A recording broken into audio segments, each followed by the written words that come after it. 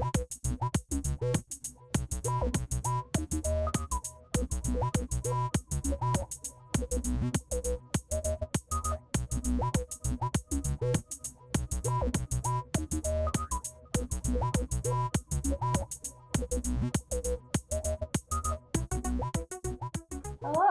and welcome to episode 89 of the Book Wars Pod.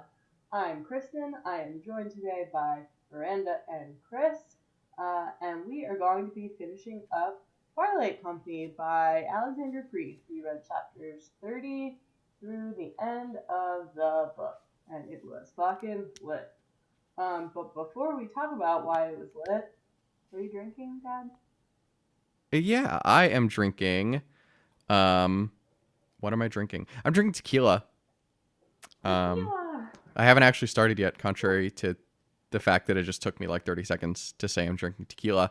No, I'm drinking some very nice extra añejo from when we went to Mexico in January. It is, I believe, the distillery is called Arete. And yeah, so it's their extra añejo. It is. Does that mean stop in Spanish? I believe it does. Yes. It means stop in French. That's the Mm-hmm. only language I know. English, questionable. Yeah, very true. But yeah, it's like this really interesting kind of caramely sweetness, but also like a little bit of smokiness. It's fascinating. Yeah. Verb, what are you about to open for me and you? So we have a Pilsner from Freem. Longtime listeners of the pod will know that we love Freem. It's a brewery out of Hood River, Oregon. This is one of my favorite Oregon Pilsners. I don't know anything about the tasting notes. It is as refreshing and flavorful as its European cousin, according to the top half of the tasting notes on the... She literally has it in Maryland koozie because she's a piece of trash and she won't take it out to read the tasting notes. So, but this is a delicious Pilsner. It's one of the ones that I will drink. I'm not a huge Pilsner person, but breweries in Portland and around Portland seem to be figuring out how to do Pilsners that don't taste like dirty gym socks, so that's exciting. That's good. Now she's drinking out of a bottle with two hands. Like an adult. I have very small hands, and it's the whole thing. It's like a tall bottle because it's a. Is it a 22? 22? I don't know. I don't think it's a 22. Whatever. It's a 20. Whatever ounces they sell the big bottles in. So it's not a 22 though. It's like a non-standard. Cream's fucking annoying. They're not. They're perfect, and we love them. Cream, please sponsor the podcast and send us free beer. Do we have any official pod business? We got that fucking raffle copter going on. I don't think anybody else knows it's on raffle copter, but it's my favorite thing to say. Yeah. No, yeah. That is, I didn't put it in the outline, but that is in fact our official pod business. So if you follow us on Twitter or Instagram, which really you should be doing because we're delightful, you saw that the contest that we've been alluding to for the past 3 weeks is finally happening.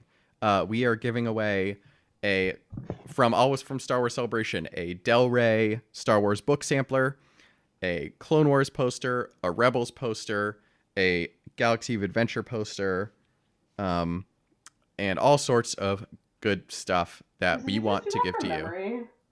Yeah, why? Holy shit! Nothing. I just hate people with good memories. I like literally can't. Notably, I cannot remember anything.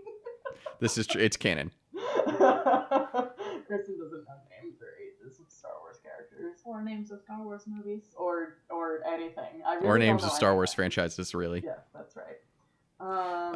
But yeah, so the contest has started. It is very simple. If you go to our Twitter bio and our pin tweet, or if you go to our Instagram bio, and we also posted about it earlier this week, we posted links to the contest rules. There are just several different things that you can do that are assigned to different point values, from following us on Twitter or Instagram, tweeting at or about the pod, and finally, the dreaded leaving us a review on iTunes. If you do any of these things, you get different point values, and then the people with the highest point values at the end of the contest will win. And if there's a tie, it'll be randomly selected, presumably. So yeah, we want to give this stuff away. We had a blast at Star Wars Celebration, and we're thrilled to be able to give away some of the great, goodies that we got there. And yeah, so go to our Twitter, our Instagram, and do all the things that it tells you to do. And this contest is going to be running all the way up through May 31st, which is next Wednesday, I think. Next Friday. Really? Sure. Yeah, it's next Friday. All the way through next Friday. So we hope that you will join the contest and win some free shit. She's right as fuck. It's the 31st is next Friday. Cool. Awesome. Look at us just going real fast through beer time and official pod business. I want to win some stuff, but I already follow some other places and have reviewed. Don't tell anyone. Keeks, we have shit to send you that we still need to send you. Don't do that. Raffle it off to our listeners. They deserve. Should we talk about the book? Yeah, let's do it. Yo, this book was fucking lit. Disagree or? No, that's a hard agree for me. I just didn't have like a follow-up point. Or was that just a blanket statement? Oh, it was just a blanket statement before we dove into the outline. Yeah, because there's a lot of like great character and world-driven shit in the outline. So I just wanted to. I mean, we'll talk about it, and we're gonna have Mom on. We're gonna have Kate on for the wrap. And Miranda will be reporting from East Coast HQ at that time. So that'll be really fun. But fuck, man, Alexander Freed, you wrote a hell of a book. Yeah, and Alphabet Squadron comes out in like 3 weeks, I think, and the Del Rey Star Wars Twitter account is like tweeting out some of the different pilots, and I can already tell that our souls are going to be crushed by his next book, as well as this one. So that's great. That's fantastic. Is Alphabet Squadron also an Alexander Freed book? It is, I yes. skipped over that part in the tweets. Cool. I've been trying to avoid Twitter because it's been a horrible hellscape. I mean, not wrong. I did see something that there were pilots that would probably, I'm sure, die. So I'm just gonna cry about that. Nobody's ever died in Star Wars. No, it's Star Piece. Star Piece, yeah, for sure. But yeah, it's great. Retweet if you cried at this book. Yeah, this one, it was rough. This book starts rough and ends rough. It's real sad. It's like, it's so crazy that it came out before Rogue One, because I'm like, God, this shit is just like dark all the way through, and I'm so invested in all the characters. And I'm like, the last thing that was Star Wars that came out like that was Rogue One for me. Yeah, absolutely. And it's funny because when I read it, like, it was, and I think I said this earlier in an earlier episode on the pod, but like, this was like, oh wow, this is how like Star Wars can kind of like expand its tone a little bit. And then Rogue One came out, and it's like, oh yeah, so this is what it's like when everybody dies in Star Wars. This feels new. Everybody dies. It is a lot. Like a couple people. They did in Game of Thrones that they didn't kill all the main characters, which was somewhat kind. Yeah, except Game of Thrones didn't kill all its main characters. Game of Thrones. Yeah, finale. That's a dated reference to back when the plot was written by somebody who can write. Correct. I have seen like none of the new stuff. I was just thinking about season 1 of Game of Thrones. Anyway, it doesn't matter. This is not Game of Thrones pod, thank God. Yo, there would be a lot more yelling on that pod. All I'm saying. I will say, and not that this doesn't relate also to Game of Thrones pod, but a podcast that does not exist. So I think because like this is the first time that I'm reading this book. Obviously, I've seen Rogue One too many times to count. But I think going into this, like anything less than kind of the massacre that we see in Rogue One, where literally everybody dies, it just seems like, oh, we still have some people alive. This is cool. And we obviously lost a lot of folks in this book, and none of it was easy to read. But I still think that like because of the perspective I came in with, it was slightly easier to handle, because obviously since this book was published, we have seen that kind of devastation elsewhere in the kind of media. Broader media, yes. Yes. She's making a circle with her hands, friend shape. The circle of life, got it. The circle of death. That really kind of wrapped everything I wanted to say about that for the wrap up. Yeah, I mean, I guess just to add on to what Miranda was saying, I think the nice thing about Rogue One and also this book, and honestly Rogue One, is that like I just kind of think back to, how, the rumors and interviews that some people who worked on the movie have given that the first cut of Rogue One had Jyn and Cassian getting off Scarif. And then basically like, people like saw the movie and were like, no, like don't hold back. And that's when they went back and killed everybody. And it's like, and again, not to rag on Game of Thrones because this is not Throne Wars pod. Book Thrones pod? Book Thrones pod. We're going to go Book Thrones pod. Thrones Wars pod is better. Book Thrones pod is better. No, it's terrible. That's the Also, point. you're right. That's the point. We're going. Sorry. That's the joke.jpg, Kristen. Fuck off. But no, like it kind of comes back to, I feel like a lot of the frustrations with Game of Thrones in the last season is that like there's a lot of like, at least a lot of my frustrations with it is that in the beginning and in the books, like you have characters dying and it's shocking, but not because they're in situations where it's weird that they would die, but just that it's weird that they don't have plot armor. And that was like kind of like the series calling card, is that nobody's safe just because they're a main character. Nobody has this plot armor. If they're in a situation where one would generally die, they're probably going to die. And like, I feel like that's what Rogue One had, and it's allegedly had in its first cut. And then, we get to the new cut where there isn't plot armor and it makes sense that they would all die. So they all die. And it like kind of brings this realism to Star Wars that we've, realism, handful of salt, it's Star Wars, but like this realism to Star Wars in like, oh, like this isn't the original trilogy. They're not all going to live happily ever after. Like they're not all going to make it to Endor to, feast on the flesh of stormtroopers. Like, I like that. I like that take, Chris. That's yeah. Being roasted on the spits at the celebration. Yeah, I think I missed that part of the movie. I mean, I'm just saying the Ewoks are drumming on stormtroopers' helmets. Where'd those stormtroopers go? So true. Speaking of people who are still alive, let's talk about Chalice. Chalice. I say Chalice. Kristen, you're the one who listened to the book. It's Chalice, but it's fine. Oh, is it Chalice? Damn it. Yeah. I got every name wrong in this book. I think we actually get like every name wrong in every book, so it's fine. Fair counterpoint. It's fine.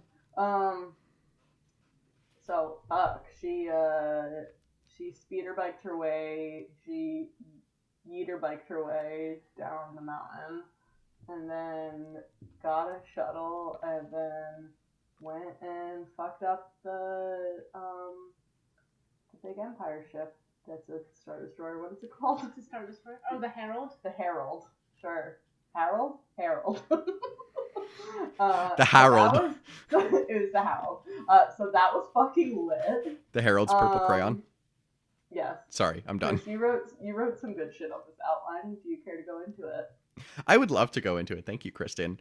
I just like Chalice is such a fascinating figure, the whole book, but particularly in this last part, because in the first few sections, obviously in the beginning when they meet her, and then like up till Hoth, she's kind of like in her element of like, she's got Hal on her side, she's convincing everybody that she's smart, yada yada yada, and then she like kind of has this moment of reckoning where she realizes that Darth Vader doesn't give a shit about her, and then like is kind of on this mission to prove that she's worth being a high value target, almost like prove to people that they underestimated her.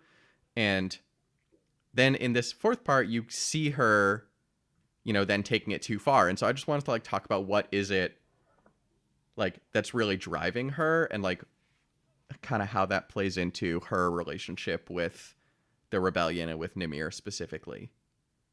Yeah, she lost her fucking goddamn mind. Yeah, she went nutso. So, and like right before the aerial assault started, she was like trying to get everybody to retreat, and I'm like, there is no ship. I don't understand what her plan was. She's like, yeah, we're getting out of here. I'm like, wait, I think you forgot something.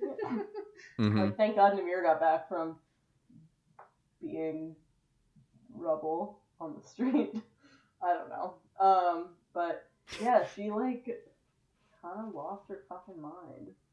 Yeah, I do think that like throughout this book she's deeply relatable for me personally because she's like, fuck you, I can do this, I know what I'm doing.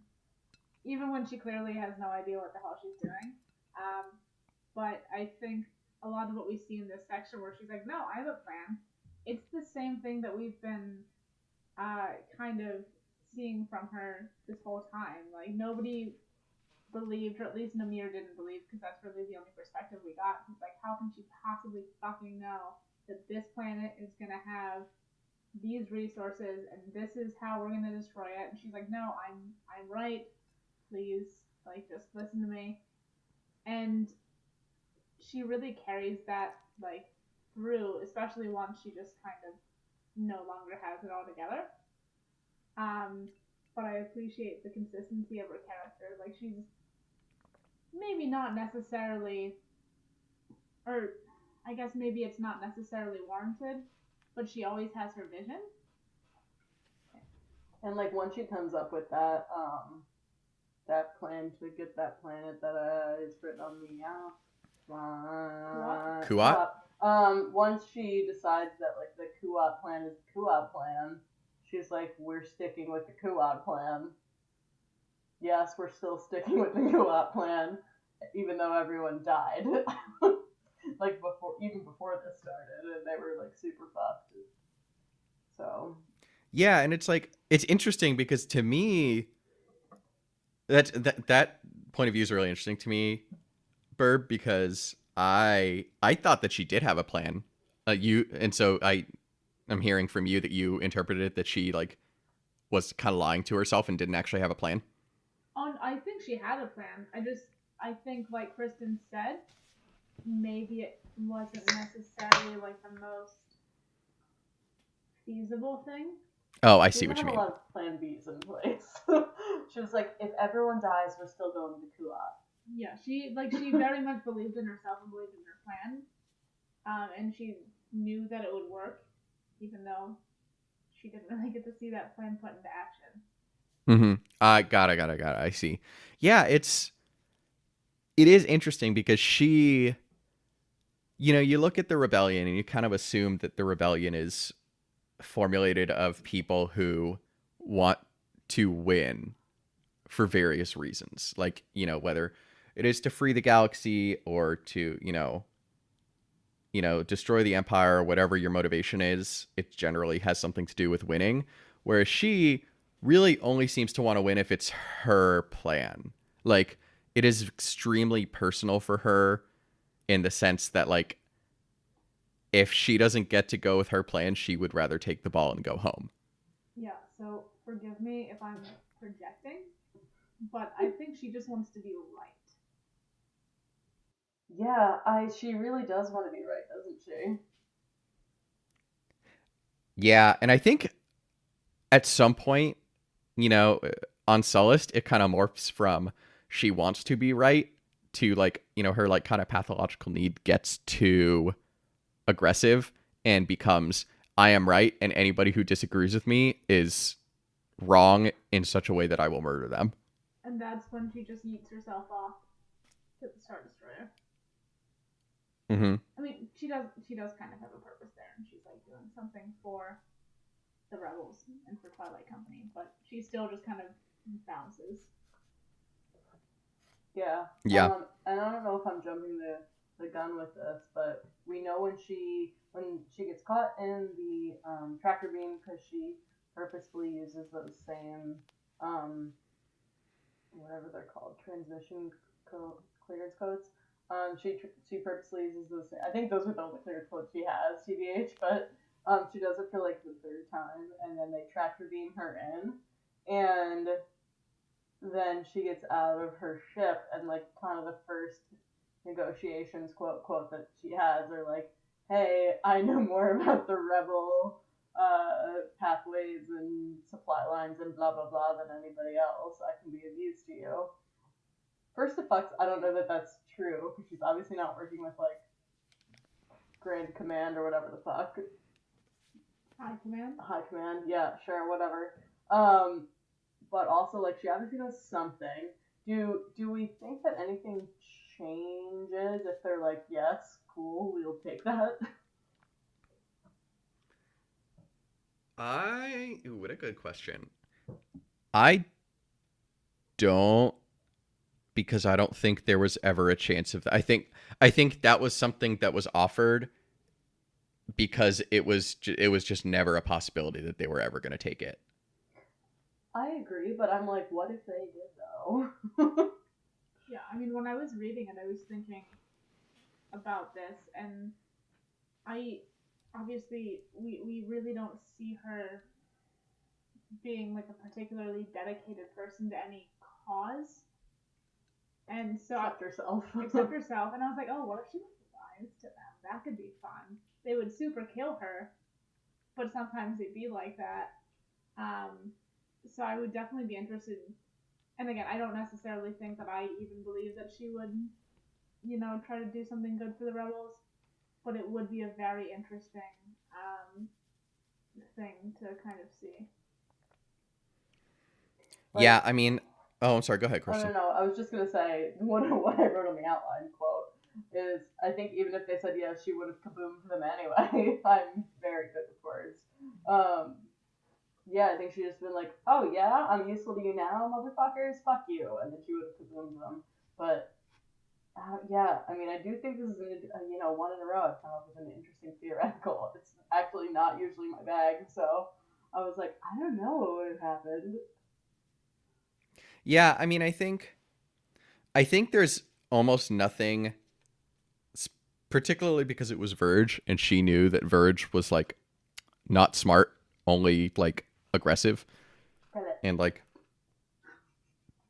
so I think there was very little that they could have said to convince her that they were sincere. But also, like, I feel like maybe she's too self-important by this point, because like even if Verge and Cyteron, which we discovered, I don't remember if it was on air or off, but we discovered that that's how it's pronounced. Even if they somehow convince her that they too are being sincere, I feel like at this point she knows that the Empire is just like far too big a bureaucracy for her to actually get the respect that she wants at this point. And so I wonder if she would have just still fucked them over, and then like we see the last chapter, or her last chapter at least, being her like kind of plotting, okay, what am I going to do with this information, like how am I going to get rich off it. Maybe I was like in a K-hole. How many other chapters did she have? What do you mean? Like, I was like, is this the first? I thought that were just her. Yeah. Oh, it might have been that one. It might have just been that one. That one, right? Yeah, I think so. Okay, because I read that and I was like, well, like that was actually one of, and we can talk about this more in the wrap up, obviously, but that was like one of the things I was like, I actually wish we wouldn't have gotten anything from her, because I feel like her last transmission to Twilight plus her last actions like told us everything we needed to know about her. Yeah, that's fair. Yeah, I get that. Because I like her so much as a character, I'm like very happy that we did get to kind of see something from her perspective. And I will say, like, back to the point about what she would have done, like if she would have kaboomed the Herald. To go back to our earlier discussion about how she kind of sees herself, and Chris, I think you put it really well, saying that her, paraphrasing, I have definitely already forgotten, but she like has a very inflated ego, She believes in herself a lot, even when she maybe shouldn't. But I think she, regardless of what they've said, still might have kaboomed them just as a fuck you to the Empire. Like, look at what I've done. And also a fuck you to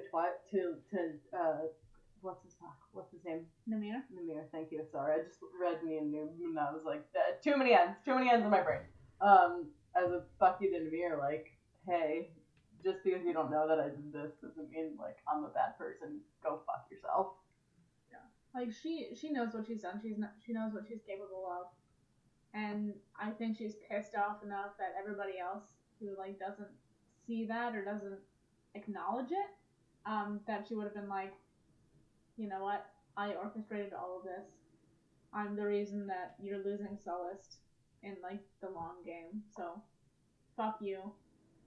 I'm gonna make you lose this battle. Make you lose the Star Destroyer. Mm-hmm. Yeah. I just she's sorry, just tell me them. No, you're fine. It's just that it's such a I love her character because like, particularly in the original trilogy era, you kind of have, you've got your good guys and you've got your bad guys. And then you've got your morally gray people like, Han starts as one, your bounty hunters, your hashtag scum and villainy. And like I just love her cuz she doesn't neatly fit into any of those boxes, and so like she's just such a rich character and adds to like there are good people in the galaxy, there are bad people in the galaxy, there are people who are just out for themselves, there are people who are self-important enough who like are not only just out for themselves but in the sense that they want to get involved in the war and specifically win it their way just because they want to like show how important they are. And I think she also kind of, even from that pack, separates herself a bit because of how deep her knowledge of the Empire's like logistical footprint is. Because she designed all of it. Her statue is literally in the administrator's office on Sullust. Like that's all her. Cool.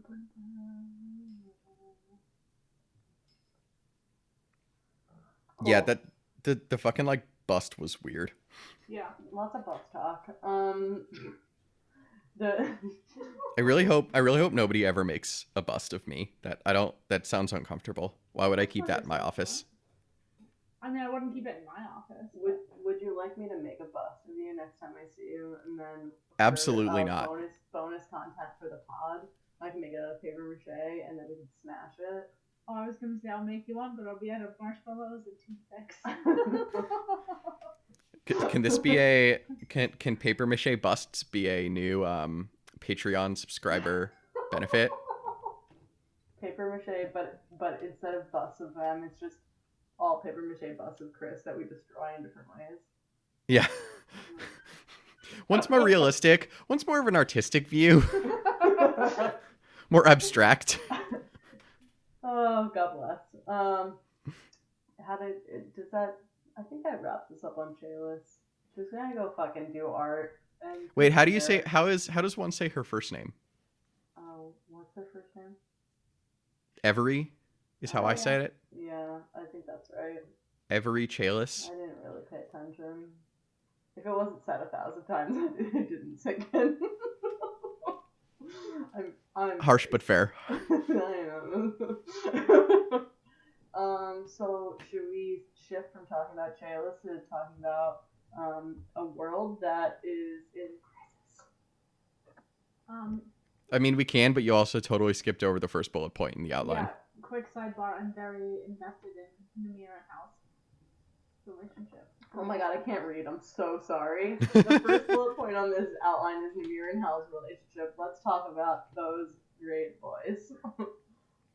Yeah, we talked a little bit about it a few episodes ago when Hal first died, but it was just fascinating because, obviously this part we get this flashback from Namir about, when he's first joined Twilight and is fighting with them and doesn't really get it, but is starting to get it.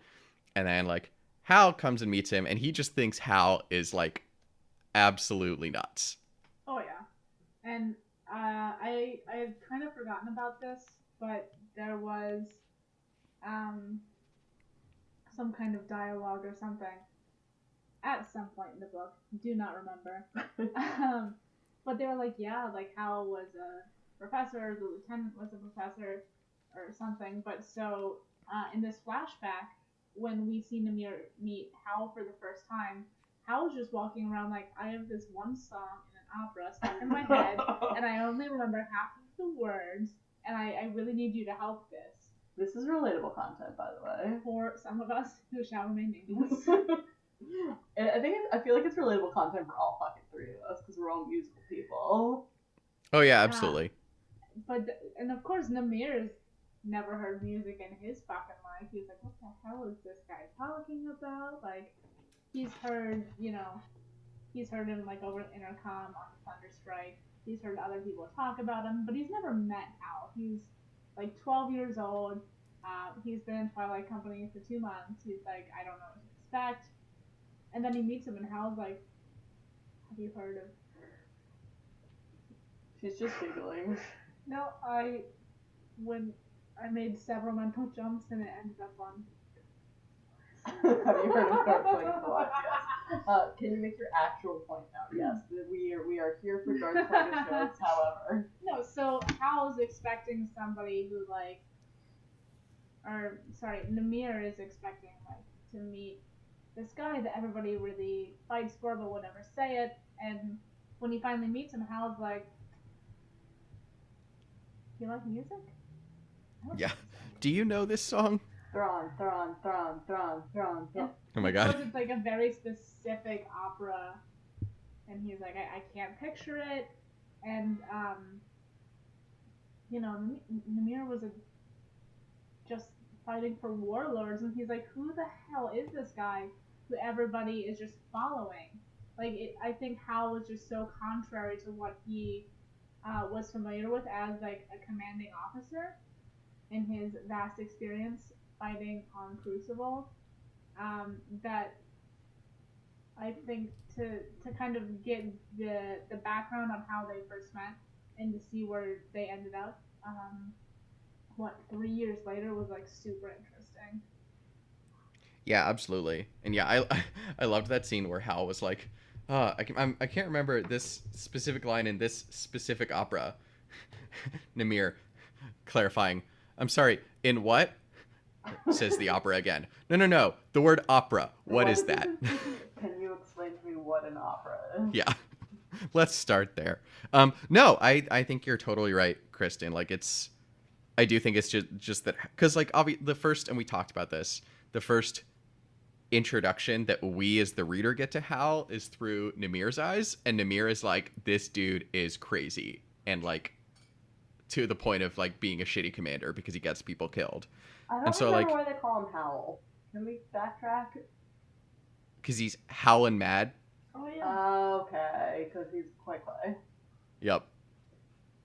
Sorry. No, you're good. And so like everybody thinks he's a little crazy, clearly, but like, we go from like this view of like, this shitty commander who's just getting people killed to like, oh no, A, you're like clearly strategically really sound, and B, like a gifted leader to keep the company together after, so many losses and like getting put into like meat grinder after meat grinder. Mm-hmm. And so it's just like, that's how it be in Twilight Company, apparently. Yeah, but the thing that I think kind of comes through in that and like all of the other Hal talk that we get in this book is that he's the kind of guy who's like charismatic enough. And I think there was one particular line, and I don't remember it word for word, but like he knows what to do to make his soldiers like fight for him or like fight well.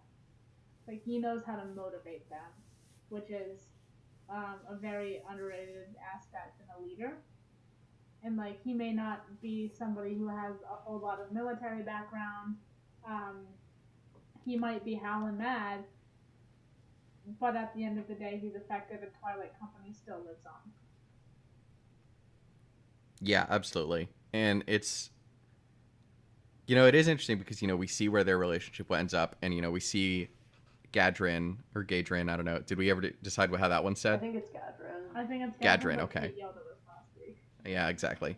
So we we see Gadrin like after Hal dies, being like he respected you and he respected your opinion, like so like we want your opinion on Chalice's plan.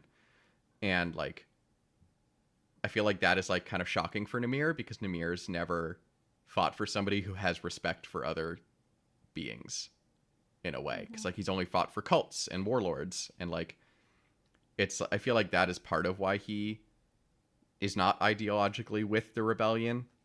And like so it's just interesting to see that ability for somebody to trust in him and what power that has over him and the actions that he takes, as we kind of see on when they got to Sullust. Fighting for cults, who says no? Everyone should say no. I just think that that's a great point, and I want to acknowledge that. So, Chris, congrats, 1 in a row. Thank you. Aww, thank you, Miranda. I appreciate it. Of you, Miranda, for dragging him. No, she wouldn't. She would be mad at me. Oh, proud of Miranda, yes. Yeah, Chris. When is she ever proud of you? That's why I was saying. Chris had tacos right before we recorded, and he's in a little bit of a food coma. So basically, Yeah, I'm a little bit of a taco coma. And I just a tacoma, if you will. So me and Chris are on about the same. I'm like 6 pegs below where I usually am, and Chris is 2 pegs below where he usually is. So you're welcome. Quality content while you tune into the podcast. Kate can't even hear what's going on. She's just standing here shaking her head at me. How did she know I was just saying? Don't tell anyone. Okay, sorry. So that's obviously why I skipped the first point, even though I love both Hal and Namir with my whole heart.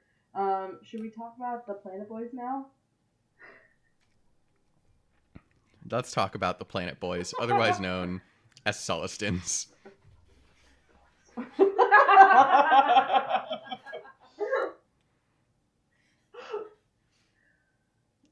Chris, you wrote down some good points. No, I was just letting Planet Boys sit there for a little bit. Yeah, so like Sullust is like so interesting because like pretty much the only going into this book we don't know a ton about Sullust. We know that's where their Imperial or the Rebel fleet gathered before Return of the Jedi. We know that we saw Sullust in Battlefront 2, the video game, in the Lando and Shriv level, the like volcanic weapons factory level.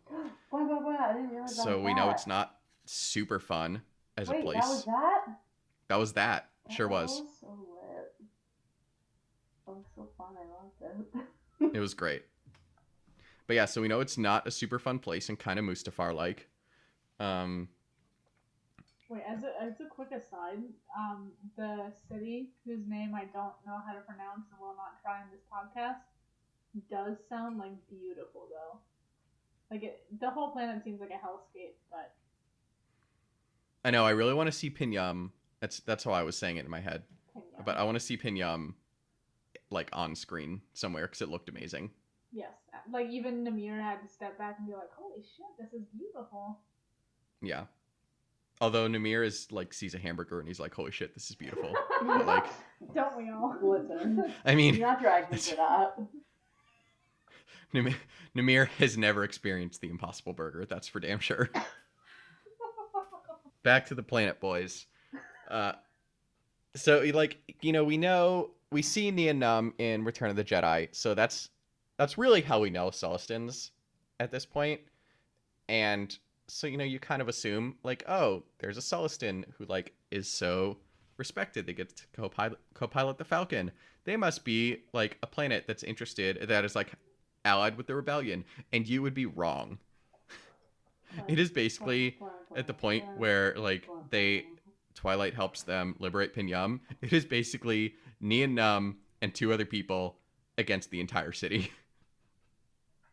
Yeah, that is so like he also, I just love how he's like, I'm not, because like don't we see him speaking basic a little bit when he's like being a bomb boy? What do you when he blows up the stormtrooper squad? Thank you, Miranda. Planet Boys I being just Bob love how Boys. everybody's like, why don't you speak Celestin? Like, we are not translating this for you, you fuck. You fucking white people. Yep. No, it's great. And I also love because like Neon like the Solston language is actually, I don't remember what language it is, but it's Kenyan. There you go. It's Kenyan because the actor who played Neon they were like, we need an alien language for this dude to speak, and so he's like, all right, I'm gonna just speak my like mother tongue now. Oh, cool. That's lit. Yeah, so it's like a fun callback to that, like the like making fun of Numir because it's like, why don't you speak the fucking language, bitch? But Celeste is just so interesting. Just because you see the people who aren't interested, but you also see the Empire like really kind of hurt itself because I feel like the whole thing with the rebellion and it being hard to liberate cities is that that generally comes with loss of life, and if you're a rebellion who is like trying to fight for the hearts and minds of people, loss of life makes that really difficult because you're killing someone's family no matter what you do. And the Empire is just like so resource focused and cares so little about the population that they like don't even care that about the welfare of the population, but they like won't fire on the factory in Yasu Tor. And like, so the rebels are able to like take a very valuable hostage that the Empire is not willing to kill without actually taking human or living hostages. And so I just like found that really interesting that like all of this shit comes back to like bite the Empire. Yeah, it really speaks to the Empire. The Empire's out for number one. Number one's the Empire. They're trying to preserve the resources. And clearly, they don't care about anybody or anything. So yeah. No. And then there's one more note here. I wrote plus fire lava. Yep, you sure did. Because that was a whole point of the plot. That was Namir's whole like off the fucking wall. I'm very concussed. I'm crawling up a mountain. This is my fucking weird plan. Fire lava. it was super lit though. Yo.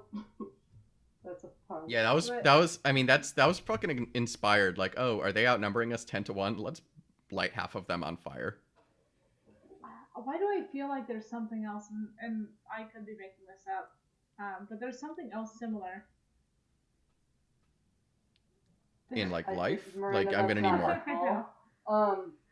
Also, if you guys hear any background noise that I'm not able to edit out, it's because official puppy of the pod is in our house, which we knew was gonna happen. His mom Puppy stopping by, so I think they did just go outside, but official puppy of the pod is this. Wait, you're just puppy sitting, right? Oh yeah. No, his mom's here, but his other mom okay. is away for work, and she was in the neighborhood. So she was like, "Can I come sit in your yard? 'Cause it's big." Okay, got it. I was gonna say, did you get a puppy and not tell me? Because that's fucking rude. No, oh my god, Chris, do you really think that I would have gotten a dog and they wouldn't have been on Mars? That's why I was confused. No confusion. No, he's the official puppy nephew of the pod. His name is Ryder. Okay, excellent. He's turning 1 next week. Oh, baby, happy birthday. He's turning 1 the day we record. He is. We can do a little something special for him. Love you, Ryder. Special shout out to official puppy nephew of the pod on his birthday. Anyway, this was a great sidetrack as always. It was. Anyway, so kind of back to Sullust. One, we're gonna get through this goddamn point on the outline if it kills us. One thing that I found really interesting was, the moment where Namir decides that the Kuat plan is a mistake and that they need to commit to freeing Pinyam. Mm-hmm. And because to me, it's like, it's an interesting kind of difference in philosophy, because on the one hand, there's like a really legitimate chance that the Kuat plan could have worked. Like, Chalice was never wrong so far. Like, they did the same strategy a couple too many times, and so Verge and Cideron were able to find them, but like that doesn't mean they were wrong and they weren't able to find the plan. And like if they had been able to knock out Kuat, like maybe they would have like been able to make a significant dent in the war. Who knows? But also, like,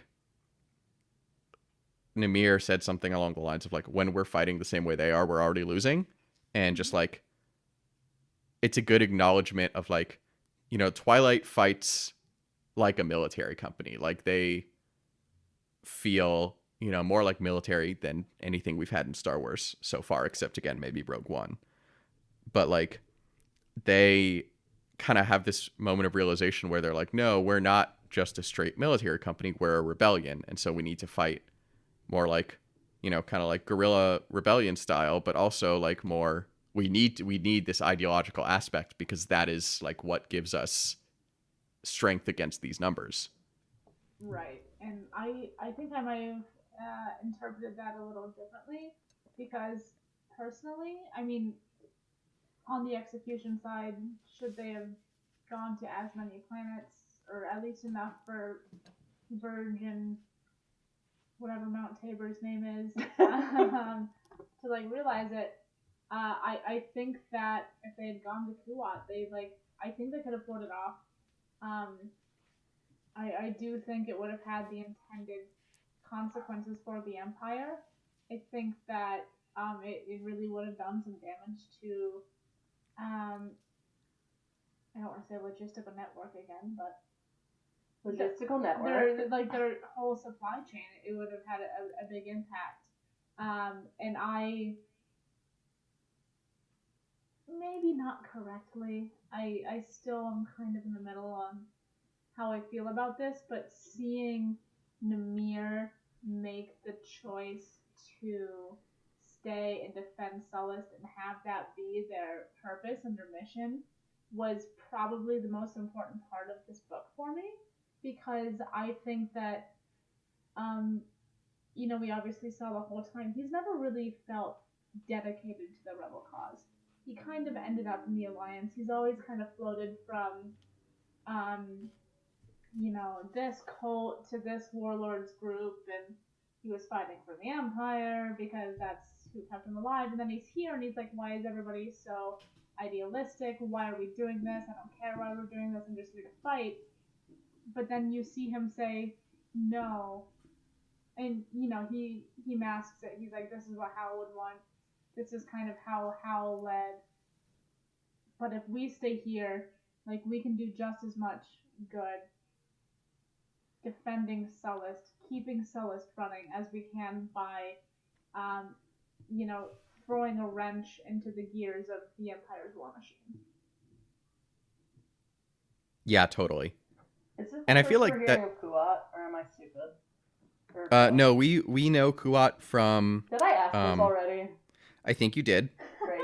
To be just dead honest with you. Also, Chris, I think I figured out why your audio is so shitty, and I think it's because our mic is not what Cass is recording. Good times. So I was right. Well, that's unfortunate. Sorry, that's shitty, and I will try to record a disclaimer at the beginning of the podcast about it. Yeah, it's all right. Sorry. It's very listenable. It's not bad. Listenable. High praise for Bois Pod. Yeah.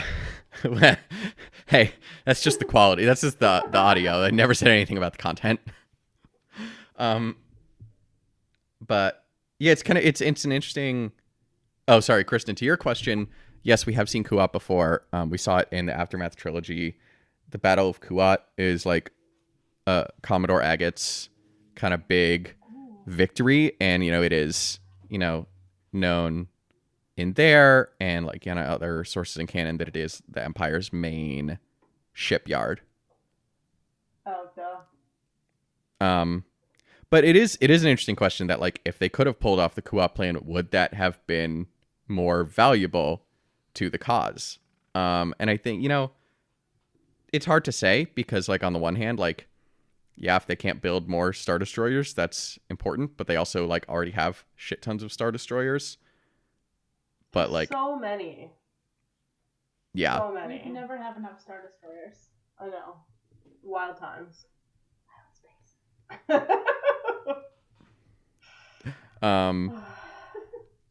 But yeah, so just it is interesting seeing this choice that is made, and this choice to go back to more of a rebellion style of fight versus a straight up fight, you know, instead of all this sneaking around that Han would hate.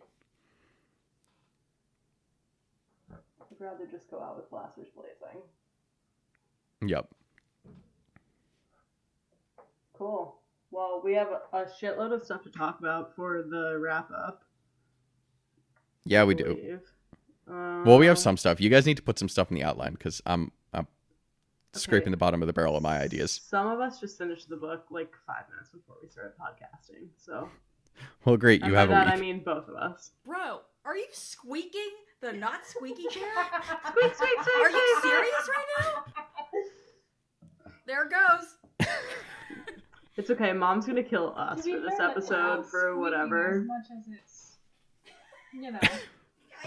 Mom's gonna kill us so much more for this episode than she's gonna kill you. So just wait. That's true. I specifically called out the audio issue. It's not my fault. I know, and I was like, we didn't change anything, and now I'm looking at like our levels, and I'm like, oh, there's no way this is the mic. Yeah. Anyway, so yeah, we've got stuff for the wrap up. In the meantime, you know, I don't even know. Enter our fucking contest. Yeah, enter the contest. Enter the contest. Look on our Twitter profile, on our Instagram profile. We've posted about it in both places. So. Dad, should we I have? just want to tell people yes, that. So, as you may have noticed, if you entered the contest, we are experimenting with Rafflecopter, which is basically a system that lets us collect contest entries. We are only drawing from Rafflecopter, so if you have previously reviewed the pod or whatever the hell, can you please go to Rafflecopter or the blog post where we like embedded our little contest entry collection thingy and like press the button that says I reviewed the pod, because otherwise you don't count. Oh yeah, excellent point. You need to verify that you did the things on the list. Things and stuff. Things and stuff. But yeah, so enter our contest. It's going to be open until end of May 31st, so you have some time. And next episode, we're going to be finishing up Battlefront Twilight Company by Alexander Freed. And then in 2 weeks, we are going to be starting a new book, and we're going to be reading Most Wanted by Ray Carson, which is the YA Han and Kira novel that came out before Solo, so we're really excited to read that. In the meantime, hit us up on Twitter, Facebook, Instagram, and Tumblr at BookWarsPod. Email us, bookwarspod@gmail.com. And both to win stuff and just because it's the right thing to do, rate, review, and subscribe to us and the Tashi Station Radio mega feed. If you have the money and are so inclined, please donate to the Tashi Station Radio Patreon and give us coffee at ko-fi.com/bookwarspod. As a special Patreon exclusive, we being me and Kate, are getting Vader Immortal this week. It was supposed to be here already, but then Best Buy just decided to shit the bed on their pre-orders. Thanks, Best Buy. We're getting Vader Immortal this week, and Kate will post a video of me with the headset on playing Vader Immortal, flapping at things, but only on the Tashi Station Radio Patreon Slack on the Book Wars Pod channel. And then also probably Miranda cowering when she plays it as a guest. Yes, and Miranda just sitting on the floor crying in VR. So if you want that quality content, there's never been a better time to join the Tashi Station Radio Patreon. Our theme song is Whiz Bang by Poddington Bear. Our logo and artwork are by Joe Buter Design. For Miranda and Kristen, thank you so much for listening to the Book Wars Pod. I'm Chris, and we will talk to you next week. And like it. Star and Wars. Like Star and Wars.